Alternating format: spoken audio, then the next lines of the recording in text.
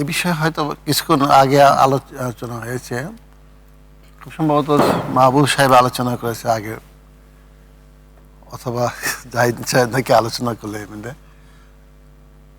আসলে কিন্তু অনেকেই মনে করেছিল যে ত্রিদলীয় যেই জোটের মাধ্যমে, আন্দোলনের মাধ্যমে এরশাদ বিরোধী যে আন্দোলনটা হলো, যে তত্ত্বাবধায়ক সরকারের ফর্মুলাটা পাস হলো, অনেকেই মনে করেছিল যে বিএনপি কি এটা মানবে কি না।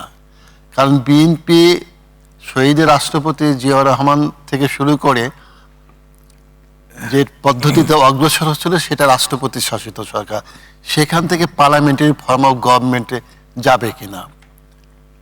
এখানে আলোচনা হয়েছে যে যদি প্রেসিডেন্সিয়াল ফর্ম অফ গভর্নমেন্টে যেত, বিএনপির জন্য আরো সহজ হতো। কেন?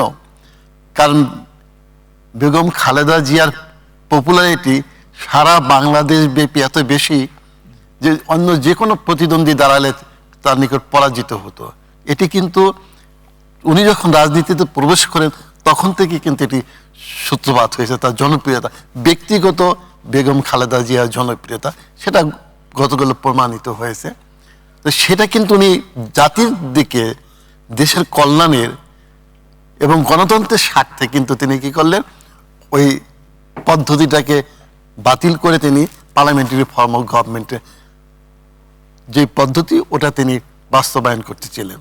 তো এখানে কিন্তু বিশাল একটা জিনিস, আমাদের মতো এই সোসাইটিতে আমরা বিশেষ করে রাষ্ট্রবিজ্ঞানের ভাষায় বিশ্লেষণ করে থাকি, একটা সামন্তবাদী সমাজ থেকে গণতন্ত্র উত্তরণের জন্য অনেক কঠিন পথ পেরিয়ে যেতে হয়, যেটি আমরা বারবার বাধাপ্রাপ্ত হচ্ছি।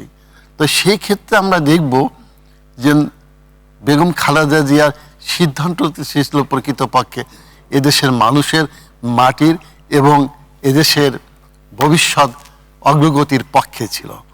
এবং তারই ফলে আমরা দেখব যে পার্লামেন্টারি ফর্ম অফ গভর্নমেন্টের অধীনে 91 সালে যে নির্বাচনটি হয়, অনেকেই কিন্তু মনে করেছিল আওয়ামী লীগ ক্ষমতায় আসবে।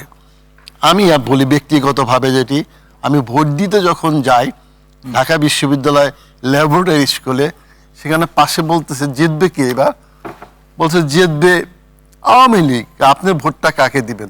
আমি দেব বিএনপিকে। তা মানুষের মুখে কিন্তু ছিল আওয়ামী লীগ গভর্নমেন্ট ফর্ম করবে। এমনকি শোনা যাচ্ছিল যে আওয়ামী লীগের নেতারা সেই জাস্ট আওয়ামী লীগের পোশাক, আমি কার ব্যক্তির নাম বলবো না, পোশাক পরে রেডি হয়েছিলেন, ক্যাবিনেট বন্টনে কে কোন পোর্টফোলিওটা পাবে এটা দিয়ে ভাগ বাটোয়ারা শুরু হয়েছিল। কিন্তু রাত্রি 12টা-1টার দিকে যখন বুঝতে পারলো কি আওয়ামী লীগ ক্ষমতা আসতেছে না, বিএনপি আসবে, প্রস্তুতি কিন্তু ছিল না। বিএনপি ক্যাবিনেট ফর্ম করে দেশ চালাবে, সেটা কি করেছে?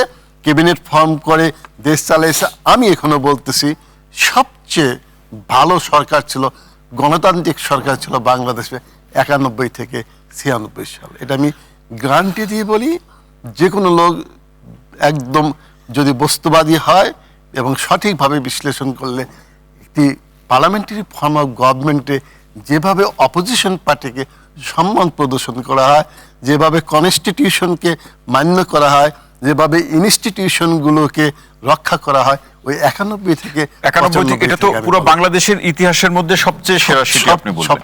1 থেকে 2005 এর থেকেও বেশি কার্যকরী।